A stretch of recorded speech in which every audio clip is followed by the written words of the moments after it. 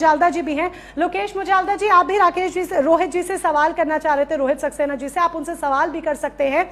और मुझे ये बताइए कि इस तरह के बयान को आप सही ठहरा रहे हैं, ये सही कैसे माने जाए? आप ब्राह्मण की बेटी को कैसे आप इंक्लूड कर सकते हैं? उनके बयान को सबसे पहले तो तोड़ मरोड़ कर पेश किया जा रहा है। ये दुर्भाग्यपूर्ण है कि एक आईएएस अधिकारी जो है बहुत संवेदनशील होते हैं, वो हर शब्दों में तोल मोल के जवाब देते हैं। इसके बावजूद भी उन्होंने अपने शब्दों पे खेद व्यक्त कर दिया है। साथ ही अभी सक्सेना जी ने कहा कि आरक्षण जाति आधार पे मिलता है और भेदभाव भी जाति आधार पे होता है, अत्याचार भी जाति आधार पे होता है, ये भी एक कटु सत्य है। ये वही मध्य प्रदेश है जिस मध्य प्रदेश में एक आदिवासी युवक पे ब्राह्मण के द्वारा मूत्र विसर्जन मुता गया था। जब उनपे मूत्र किया गया था तब यही समाज के लोग उस जो मूत्र कर रहा था उसके समर्थन में लोग उतरे थे। तो ये जाति आधार पे अत्याचार दमन नहीं हो रहा है क्या? इस बात की बात क्यों नहीं की जाती है? आरक्षण की जो व्यवस्था है, आरक्षण की व्यवस्था जाति आधार पे है तो जातिगत बात तो होगी, क्योंकि जब तक जातियों में जातिवाद खत्म नहीं होगा तब तक हम लोग आरक्षण खत्म करने की बात नहीं कर सकते हैं। उस कार्यक्रम में अजाक्स के प्रांतीय अध्यक्ष आईएएस संतोष वर्मा जी साफ साफ शब्दों में कह रहे हैं कि भाई आर्थिक आधार पर आरक्षण करने से पहले हम लोगों के जातिवाद का जो भेद है वो खत्म करना पड़ेगा। इस बात को समझाने के लिए उन्होंने ये सब अपना वक्तव्य दिया था। ये मैं आपसे पहले भी कह चुका हूँ, उसको शायद पूरा सुनना चाहिए।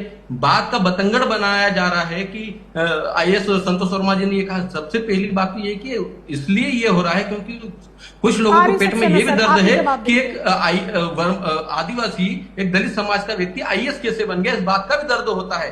आप 5000 साल तक हम पर राज किए, वही बात आप कर रहे हैं कि बार बार जातियों को ले आते हैं, बार बार जातियों को ले आते हैं। और सक्सेना सर, यही मेरे कहने का मतलब पहले भी था कि हर चीज में जातियां क्यों आ जाती हैं। अब फिर देखिए वही हो रहा है कि आईएएस अधिकारी इस जाति का, वो उस जाति का, ये जातियां हर चीज में क्यों आ जाती है? हम समाज को एक नजरिए से क्यों नहीं देखते हैं?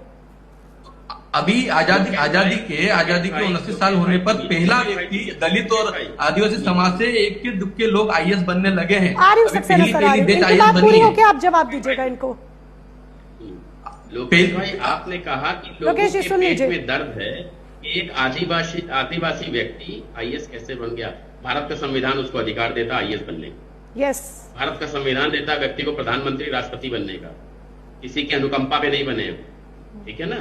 परंतु जिस पद पर आप बैठे हैं उस पद की गरिमा होती है, और आप पद पर नहीं भी हैं तो भी आप अपने शब्दों को, वो चाहे बच्चियों के लिए हो, देश के लिए हो, देश की अखंडता और एकता के लिए हो, बहुत नाप तोल कर बोलना चाहिए। क्योंकि एक शब्द भारत के समाज को, देश के समाज को बांट सकता है, उसके लोकहित को नुकसान पहुंचा सकता है। और मैं ये व्यक्तिगत रूप से मानता हूं उनका बयान लोकहित को नुकसान पहुंचाने वाला है। पहली चीज, आपने कहा कि उनको तोड़ मरोड़ के प्रस्तुत किया गया बयान। संवैधानिक प्रक्रिया के तहत उनको तय सीमा में अपना जवाब दाखिल करने का आदेश दिया गया है।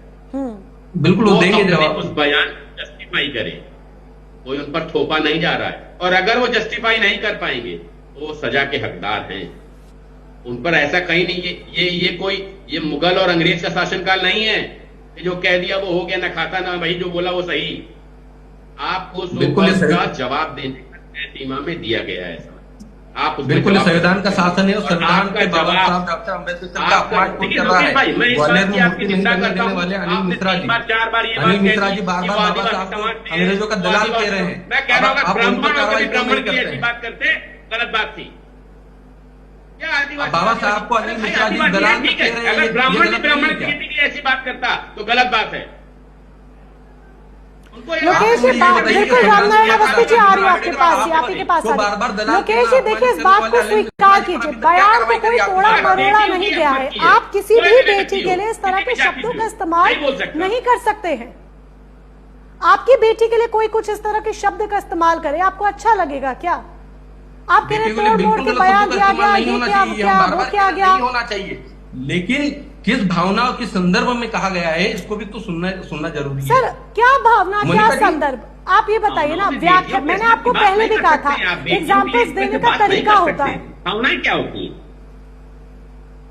देखिए, भावनाएं होती है, भावना में बैठ के आप किसी को गाली दे दीजिएगा, भावना में बैठ के किसी को गोली मार दीजिएगा। आपने किसी को गाली दे दी, फिर आप कह रहे हैं मेरी भावना नहीं थी गाली देने की। गाली तो गाली है ना। दलाल तक कह रहे हैं, उस पर अब तक आपकी सरकार ने क्या कार्रवाई करी बताइए आप। आज अत्याचार और भेदभाव और गाली गलौज जाति आधार पे ही होती है, जाति देखकर ही दी जाती है। भारत संविधान के निर्माता बाबा साहब डॉक्टर अम्बेडकर जी को पूरी दुनिया मानती है, लेकिन अनिल मिश्रा जी उसको संविधान निर्माता नहीं मानते हैं। बार बार अनिल मिश्रा जी कहते हैं ये अंग्रेजों के दलाल थे। जब वो बाबा साहब का सम्मान नहीं कर रहे हैं तो उन पर आपकी बीजेपी की सरकार ने क्या कार्रवाई की, बताइए आप।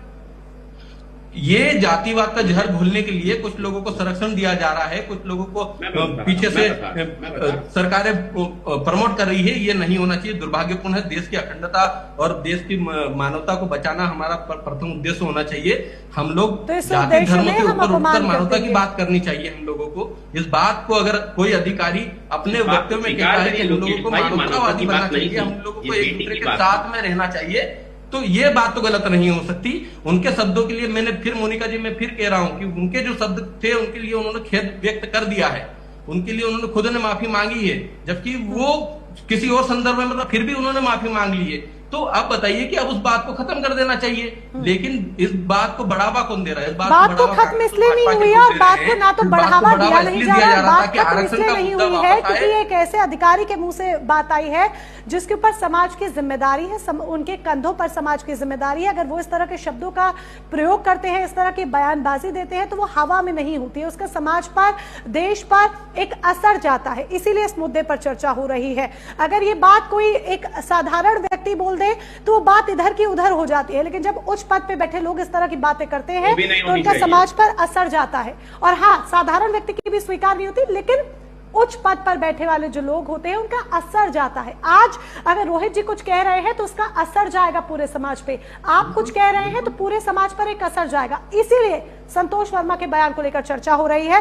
पंडित रामनारायण अवस्थी जी, क्या आपको ये